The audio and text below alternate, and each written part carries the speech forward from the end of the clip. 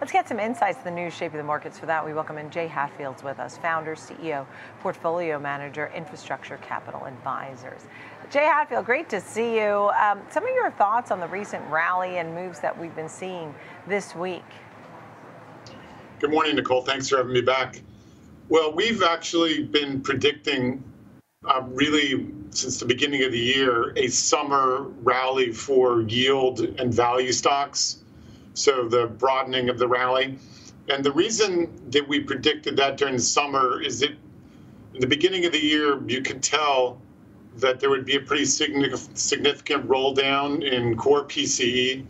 In fact, next week or at the end of this month, we are forecasting that core PCE year over year drops to 2.5%.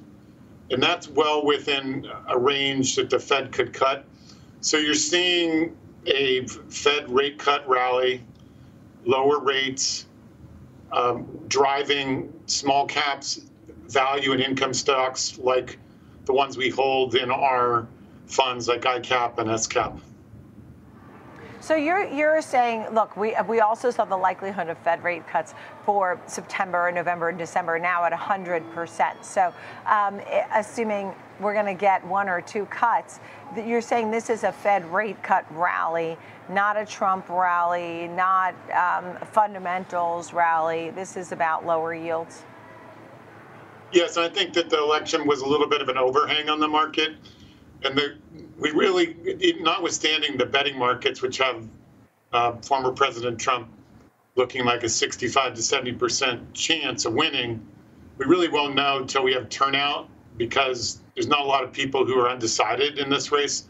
But what's been taken off the table is a potential Democratic sweep. So almost certainly the Senate will go to the Republicans, given the recent developments. And so you take a gigantic corporate tax rate increase off the table. So I think it's more of a removal of an overhang than it is necessarily a Trump rally. I think we would still get most of this rally even if Trump hadn't risen dramatically in the polls. Okay, so this is just having some clarity. You do reiterate your price target for year end on the S&P to 6,000. Tell me about that and what's going to get us there. Yeah, so we've been appropriately bullish the whole year. We started out at 5,500 about 3 or 4 months ago, went to 5,750. And then we wanted to get ahead of this, what we expected, the normal summer rally. So we raised it to 6,000. We think that's a reasonable multiple. It's 21.5 times next year's earnings, 2025 S&P earnings. And we think that's reasonable if all central banks or most central banks cut rates and inject liquidity. Most investors just say, oh, I don't care if rates are down 25 basis points.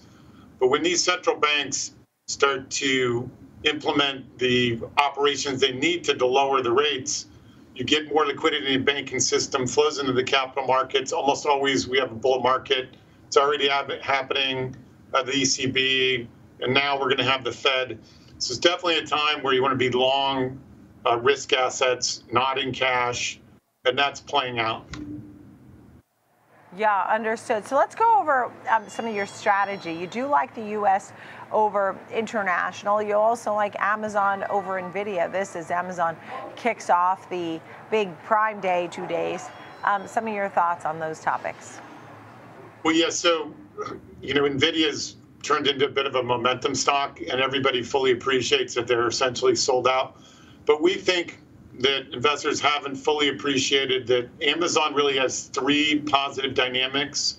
And what's good about it is a little bit more diversified. It's not all AI driven. They, of course, have AWS, which is AI driven, but they also are advertising a lot more. And if you do watch Prime or use Amazon, which most of us do, you'll quickly realize they are advertising.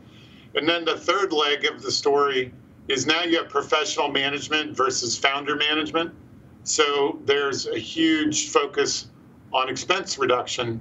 So you have 3 sources of earnings growth and a more reasonable multiple next year on earnings, lower than NVIDIA. So we see 30% upside in Amazon stock from a price target perspective, but only 10 on NVIDIA. Yeah, understood. And then the other areas you like some of the financials. You mentioned Morgan Stanley, Goldman Sachs, and also some property positions. Yeah, so we've been bullish on the investment banks. I mean, Goldman is the most pure investment bank. They don't have any net interest margin exposure. So we've been bullish. That's our largest position in ICAP. And then a more controversial call is really on the office REITs, particularly Boston Properties, the highest quality office REIT, because we think there's been way too much hype about B and C office buildings being weak, which is definitely true. But what people don't realize is that REITs are not buildings, and REITs typically, and particularly Boston Properties, focus on the absolute best properties, which are actually in shortage.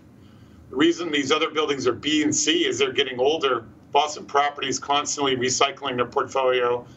We're in Midtown New York, and there is a shortage of A quality space. People are coming back to the office. They should come back to the office in most circumstances. So we think that's underappreciated now. Having said that, we are going to have lower rates, and we're getting that, and you're seeing the office REITs outperform. They're over-shorted. People are too negative on it, but we need lower rates for that idea to work. And for the folks that are sitting in cash, is it a mistake to sit in cash? We think absolutely. It's fine to have a small amount of cash or whatever amount of cash you need to cover sort of expenses over the next 12 months. But beyond that, even if you're conservative, you can look at fixed income. So preferred stocks are discounted. We have a ETF in that sector, PFFA. That's discounted to par. So it's a good time to buy discounted fixed income. Still get a yield, but you're not being too conservative and missing the cycle. We're getting through this cycle, even though we haven't had a recession. This is a tightening cycle, which is normally terrible for stocks, was terrible for stocks in 22, and has hit a lot of sectors like small caps, preferreds, REITs. So it's a great time to put money to work. You don't have to buy NVIDIA with your cash. You can buy fixed income. We prefer the higher risk fixed income, like preferreds and high yield bonds, but not a great time to be on the sideline other than the cash you need to support near-term expenses. Yeah. And we didn't get too much into small caps, but that's been an area a lot of people have liked lately, and it's doing incredibly well, once again hitting another 52-week high today. Jay Hatfield, nice to see you. Thank you.